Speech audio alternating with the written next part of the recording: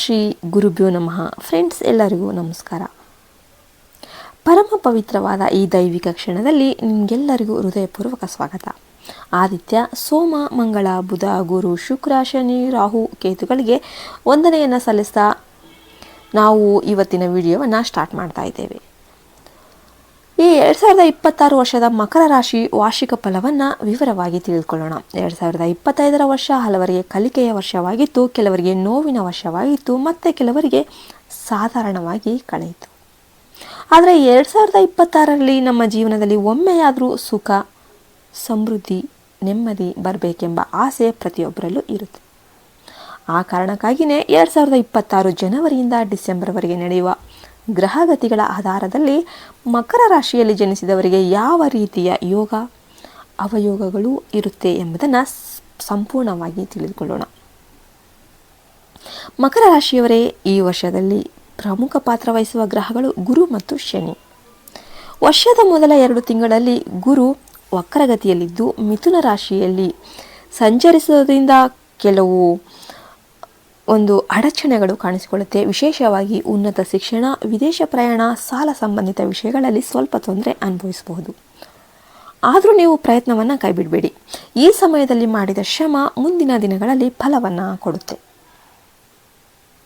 March 14 ನಂತರದಿಂದ May ಅಂತ್ಯದವರೆಗೆ ಹಣಕಾಸಿನ ವಿಷಯದಲ್ಲಿ ಜಾಗ್ರತೆ ಅಗತ್ಯ. ಸಾಲ ತೆಗೆದುಕೊಳ್ಳುವ ಪರಿಸ್ಥಿತಿ ಬರಬಹುದು, ಆದರೆ ಅದೇ ಸಮಯದಲ್ಲಿ ಲೋನ್ ಮಂಜೂರಾಗುವ ಒಂದು ಅವಕಾಶ ಕೂಡ ಇರುತ್ತೆ. ಹೋಮ್ ಲೋನ್, ಪರ್ಸನಲ್ ಲೋನ್ ವಿಷಯಗಳಲ್ಲಿ ನಿಮಗೆ ನಿರೀಕ್ಷೆ ಮೂಡುತ್ತೆ. ಜೂನ್ 1ರಿಂದ ಅಕ್ಟೋಬರ್ 31ರವರೆಗಿನ 5 ತಿಂಗಳುಗಳು ಮಕರ ರಾಶಿಯವರಿಗೆ ಅತ್ಯಂತ ಅದ್ಭುತ ಸಮಯ. ಈ ಅವಧಿಯಲ್ಲಿ ಇತರರ ಸಹಕಾರದಿಂದ ನಿಮ್ಮ ಕೆಲಸಗಳು ಸುಗಮವಾಗಿ ಪೂರ್ಣಗೊಳ್ಳುತ್ತೆ. ಹಣಕಾಸಿನ ಸಮಸ್ಯೆಗಳು ಪರಿಹಾರ ಆಗುತ್ತೆ, ಹಳೆಯ ಬಾಕಿಗಳು ವಸೂಲಿಯಾಗುತ್ತೆ, ಸಾಲದ ಭಾರ ಕಡಿಮೆಯಾಗುತ್ತೆ. ಒಟ್ಟಾರೆ ಈ ವರ್ಷ ಗುರು ಸುಮಾರು 60% ನಿಮಗೆ ಯೋಗವನ್ನು ನೀಡಿದರೆ 40% ಅವಯೋಗ ಉಂಟಾಗಬಹುದು. ಆದರೆ ಇಲ್ಲಿ ನೀವು ಗಮನಿಸಬೇಕಾದ ಅಂಶ ಏನು ಅಂತಂದರೆ, ರಾಶಿಯ ಅಧಿಪತಿಯಾದ ಶನಿದೇವರು ಸಂಪೂರ್ಣವಾಗಿ ನಿಮ್ಮ ಬೆಂಬಲದಲ್ಲಿ ಇದ್ದಾರೆ. ಶನಿ ಅಂದ್ರೆ ಕಠಿಣ ಪರಿಶ್ರಮ, ನಿಷ್ಠೆ, ಸಹನೆ. ನೀವು ಈ ಗುಣಗಳನ್ನು ಜೀವನದಲ್ಲಿ ಅಳವಡಿಸಿಕೊಂಡಿದ್ದೇ ಆದರೆ ಮಕರ ರಾಶಿಯವರಿಗೆ ಬರುವ ಭಾಗ್ಯಕ್ಕೆ ಮಿತಿಯೇ ಇಲ್ಲ. ಜುಲೈ 26ರವರೆಗೆ ಶನಿ ಯೋಗಕಾರಕನಾಗಿದ್ದು ನಂತರ ವಕ್ರಗತಿಯಲ್ಲಿ ಸ್ವಲ್ಪ ಎಚ್ಚರಿಕೆ ಅಗತ್ಯವಾಗಿರುತ್ತೆ.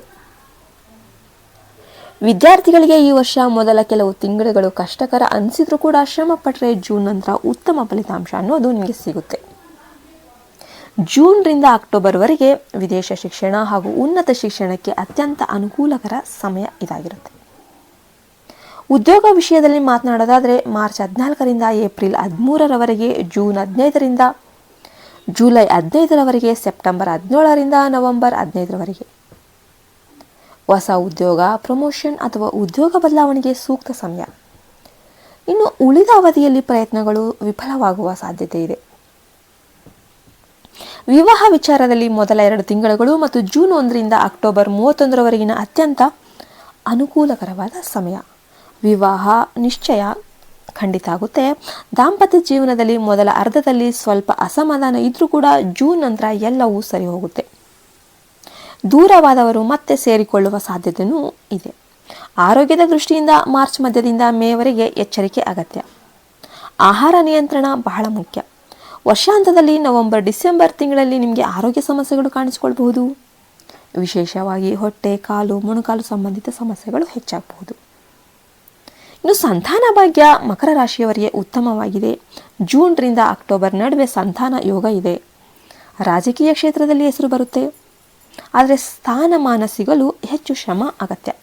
ಹಣ ಖರ್ಚು ಮಾಡಿ ರಾಜಕೀಯ ಪ್ರಯತ್ನ ಮಾಡುವುದು ಸೂಕ್ತ ಅಲ್ಲ.